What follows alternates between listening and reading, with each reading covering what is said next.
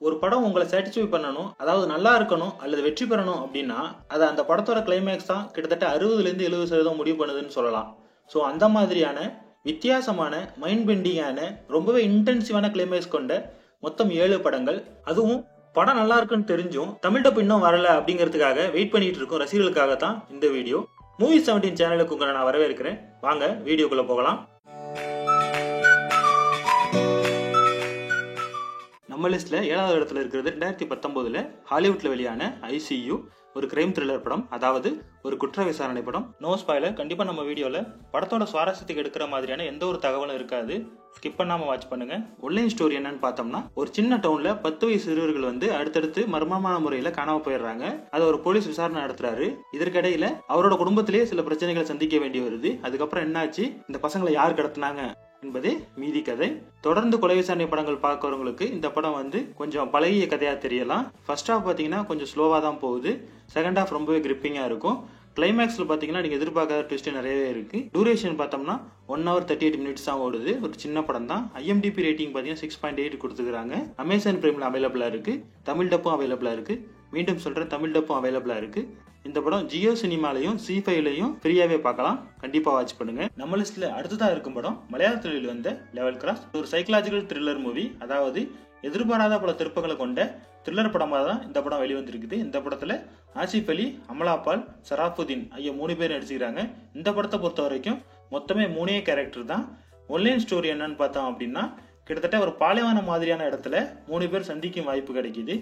இந்த 3 பேருக்கும் ஒவ்வொரு கதை இருக்குது. அதுல யார் நல்லவங்க யார் கெட்டவங்க அப்படிங்கிற மாதிரியான கதை தான் இந்த லெவல் கிராஸ். மலையாள படங்களுக்கே உரித்தான ஒரு ஸ்லோ பர்ன் த்ரில்லரா தான் வெளிவந்திருக்கு இந்த படம். ஃபர்ஸ்ட் ஹாஃப் பாத்தீங்கன்னா உங்களோட பொறுமையை ரொம்பவே சோதிக்கிற மாதிரி இருக்கும். செகண்ட் ஹாஃப் பாத்தீங்கன்னா வெயிட் பண்ணதுக்கு பரவாயில்ல அப்படிங்கிற மாதிரியான ஒரு ஃபீல் கொடுக்குற படமா இந்த படம் இருக்கும். இந்த படம் ஆகா ஓன்னு சொல்ல முடியாது, பட் இது ஒரு கண்டிப்பா ஒரு டீசன்ட் வாட்ச் மூவி நான் சொல்லுவேன். படத்தோட லென்த் பாத்தீங்கன்னா ஒரு 2 hours போகுது. 2 hours பதிலா ஒரு 1.5 மணி நேரத்தில் இந்த படத்தை முடிச்சிருந்தாங்க அப்படின்னா இந்த படம் இன்னுமே ரொம்பவே ஹிட் ஆயிருக்க வாய்ப்பு இருக்கு. இந்த படம் அமேசான் பிரைம்ல அவைலபிளா இருக்கு. தமிழ் டப்பும் அவைலபிளா இருக்கு. மீண்டும் சொல்றேன், தமிழ் டப்பும் அவைலபிளா இருக்கு. கண்டிப்பா வாட்ச் பண்ணுங்க. நம்ம லிஸ்ட்ல 5வது இடத்துல இருக்குது 2024 மலையாளத்தில் வெளிவந்த அன்வேஷிப்பின் கண்டேதும், அதாவது தமிழ்ல சொல்ல போனோம் அப்படின்னா தேடினால் கிடைக்கும் அப்படிங்கறது அந்த படத்தோட தலைப்பு.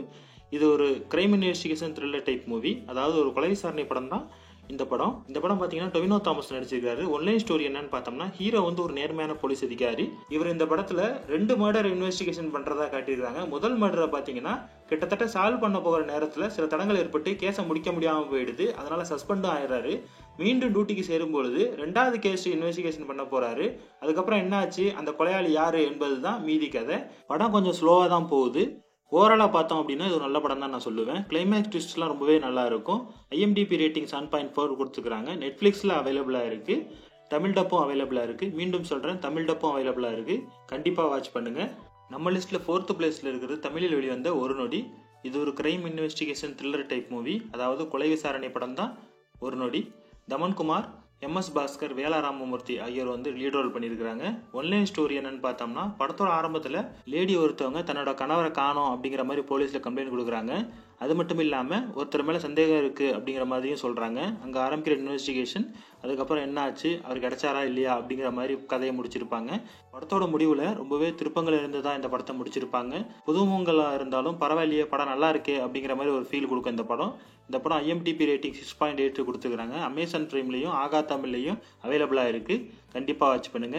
நம்ம லிஸ்ட்ல அடுத்ததா இருக்கிறது 2012 வெளிவந்த கொரியன் மூவியான கன்ஃபெஷன் ஆஃப் மர்டர். இது ஒரு ஆக்ஷன் த்ரில்லர் படம், அதாவது ஒரு சீரியல் கில்லருக்கும் போலீஸுக்கும் இடையில நடக்கிற கதை தான் இந்த படம். படத்தோட ஒன்லைன் ஸ்டோரியை பொறுத்த வரைக்கும், கொரியன் நாட்டுல ஸ்டாச்சு ஆஃப் லிமிடேஷன் அப்படிங்கிற ஒரு சட்டம் இருக்குது. அதாவது அந்த சட்டத்தின்படி ஒரு கொலையோ ஒரு குற்றமோ யாரோ ஒருத்தர் செஞ்சிருந்தாங்க அப்படின்னா அது நடந்த தேதியிலிருந்து 15 வருடங்களுக்குள்ளாக அந்த கொலையோ அந்த குற்றத்தையோ போலீஸால கண்டுபிடிக்க முடியல அப்படின்னா அதை அபிஷியலா க்ளோஸ் பண்ணிடுவாங்க.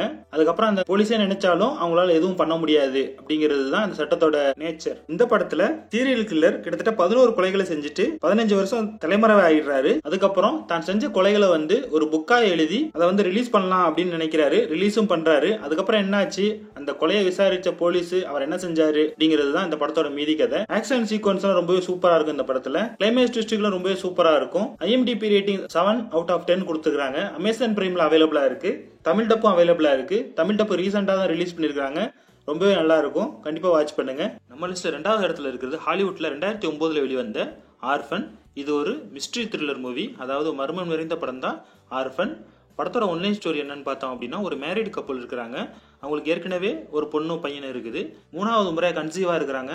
திடீர்னு எதிர்பாராத விதமாக அந்த குழந்தை இறந்து போயிடுது. அப்போ அவங்க ரொம்ப கில்ட்டாக ஃபீல் பண்ணுறாங்க. ஸோ கில்ட்லேருந்து வெளிவரத்துக்காக ஒரு குழந்தைய ஆர்ஃபனேஜ்லேருந்து தத்தெடுத்துக்கலாம் அப்படின்னு ஒரு பிளான் பண்ணுறாங்க. அதுக்கப்புறம் ஒரு 9 வயது குழந்தைய தத்தெடுக்கவும் செய்கிறாங்க. அதுக்கப்புறம் என்னாச்சு அப்படிங்கிறது தான் இந்த படத்தோட மீதி கதை. இந்த படத்தின டீட்டெயிலான ரிவ்யூ எங்கேயும் கேட்காதீங்க, படத்தை நேராக போய் பாருங்கள். கிளைமேக்ஸ் ரொம்பவே இன்டென்சிவாகவும் மைண்ட் பெண்டிங்காகவும் இருக்கும். இந்த படம் நிறைய பேர் பார்த்துருக்க வாய்ப்பு இருக்குது. ஆனால் தமிழ் டப் இல்லை அப்படிங்கிறதுக்காக சில பேர் இந்த படத்தை பார்க்காம இருந்திருப்பீங்க. அவங்களுக்காக தான் இந்த வீடியோவில் இந்த படத்தை நான் ஆட் பண்ணியிருக்கிறேன். லாஸ்ட் வீக் பார்த்தீங்கன்னா இந்த படத்தை டிஸ்கவரி தமிழில் ஸ்ட்ரீம் பண்ணியிருந்தாங்க. தற்போதைக்கு இந்த படம் எந்த ஒரு ஓடிடி பிளாட்ஃபார்ம்லையும் அவைலபிளாக இல்லை. மூவி லவரான உங்களுக்கு இந்த படத்தை எங்கே தேடி எடுக்கணும் அப்படிங்கிற விஷயம் தெரியும் நான் நம்புகிறேன். இந்த படம் கண்டிப்பாக வாட்ச் பண்ணுங்க, ஒர்த்தான மூவி. நம்ம லிஸ்ட்டில் ஃபர்ஸ்ட் பிளேஸில் இருக்கிற படம் என்னன்னு பார்த்தோம் அப்படின்னா 2003 வெளிவந்த கொரியன் மூவியான ஓல்டு பாய். இந்த படம் ஒரு ட்விஸ்டட் த்ரில்லர் மூவி, அதாவது அதிரடியான திருப்பங்கள் இருந்த படம் தான் ஓல்டு பாய். இந்த படத்தோட ஒன்லைன் ஸ்டோரி என்னன்னு பார்த்தோம் அப்படின்னா, இல்லை வேண்டாம், ஒன்லைன் ஸ்டோரி கூட கேட்க வேண்டாம். ஏன்னா இது ஒன்லைன் ஸ்டோரி கேட்டிங்க அப்படின்னா இது ஒரு ஸ்பாய்லராக போயிடுமோ அப்படிங்கிற ஃபீல் எனக்கு இருக்குது. என்னை பொறுத்த வரைக்கும் இந்த படத்தோட கிளைமேக்ஸ் பார்த்தீங்க அப்படின்னா நீங்கள் எதிர்பார்க்கவே முடியாத இன்டென்சிவான மைண்ட் பெண்டிங் ஸ்டோரியாக இருக்குன்னு நான் நம்புகிறேன். இந்த படத்தை நிறைய பேர் பார்த்துருக்க வாய்ப்பு இருக்குது. தமிழ் டப்பு ரசிகர்களுக்காக தான் இந்த படத்தை நான் இந்த லிஸ்ட்டில் ஆட் பண்ணியிருக்கிறேன். இந்த படம் தமிழ் டப்போட இப்போதைக்கு ஜியோ சினிமாவில் அவைலபிளாக இருக்குது. மீண்டும் சொல்கிறேன், தமிழ் டப்போட ஜியோ சினிமாவில் அவைலபிளாக இருக்குது. இந்த படத்தில் ஒரு சில 18+ காட்சிகள் இடம்பெற்று இருக்குது. அதனால ஃபேமிலியோட பார்க்குறத அவாய்ட் பண்ணிக்கோங்க. இந்த படத்துக்கு IMDb ரேட்டிங் பார்த்தீங்கன்னா 8.3 out of 10 கொடுத்துருக்காங்க. அப்படின்னா படம் எப்படி இருக்குன்னு பார்த்துங்க. த்ரில்லர் ஃபேன்ஸ் பார்த்தீங்கன்னா கட்டாயம் இந்த படத்தை பார்க்க வேண்டிய படம். கண்டிப்பாக வாட்ச் பண்ணுங்கள். இந்த வீடியோ உங்களுக்கு பிடித்திருந்தால் லைக் பண்ணுங்கள், சப்ஸ்கிரைப் பண்ணுங்கள்.